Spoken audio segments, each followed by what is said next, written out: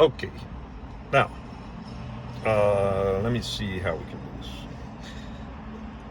Right now, you can see the battery has 255 miles of range on it. At the moment when it's fully charged, it'll hold 297 miles. When the vehicle was new, it had a range of 310 miles. So you're going to have to imagine for a second. Let me just do a quick thing here.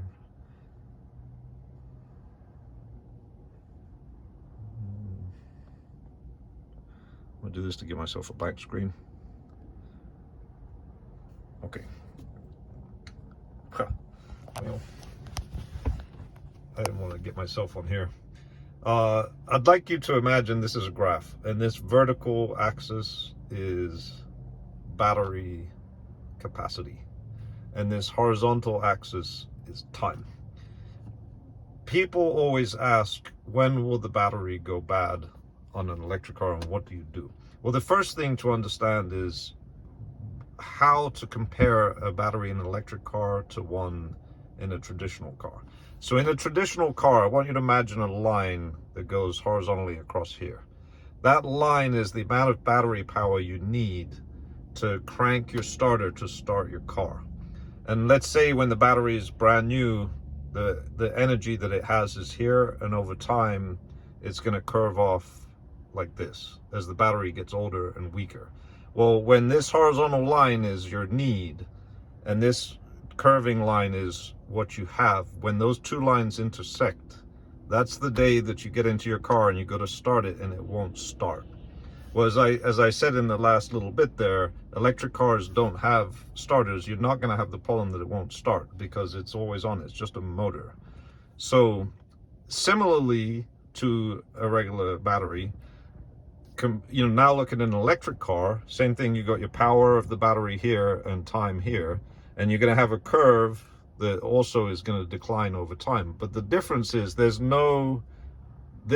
horizontal line does not exist with an electric car. In fact, if in theory, if the battery went all the way to zero, or let's say to 1%, you would still have 1% of the range. Now, 1% is not much, but if I just go here,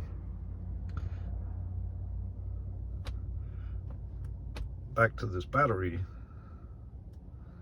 So if a full battery is 310 miles new, and it after 100,000 miles, it's 297, that means I've lost 13 miles of capacity over 100,000 miles.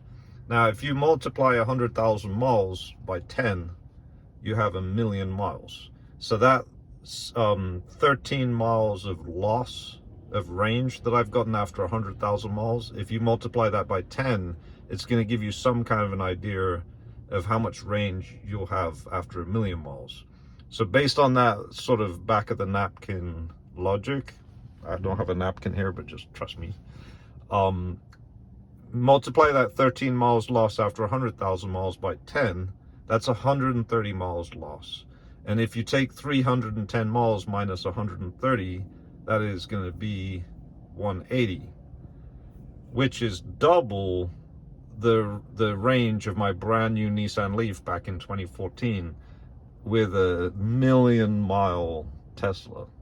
If you stop and think about it, that's amazing. Now, for someone that drives like me, you might think, well, what did I just say? 180 miles, that's not that good of a range. Well, yeah, but if it took me 3 years to drive 100,000 miles, that means it would take me 30 years to drive 1,000,000 miles. And that's assuming that I drive the same distance, which is highly unlikely because I'm in the middle of my productive life. And 30 years from now, I'm 48, so I'll be 78. I don't think I'm going to be driving 3,000 miles a month. So it's basically very realistic that these cars are already 1,000,000 mile cars. It's kind of really staggering if you think about it. This Tesla Model 3 that I'm sitting in, and the actual performance that it's showing on the battery is it's basically a million-mile car already, and this is already 3-year-old technology. They're making leaps and bounds in the battery technology, so it's really a great thing.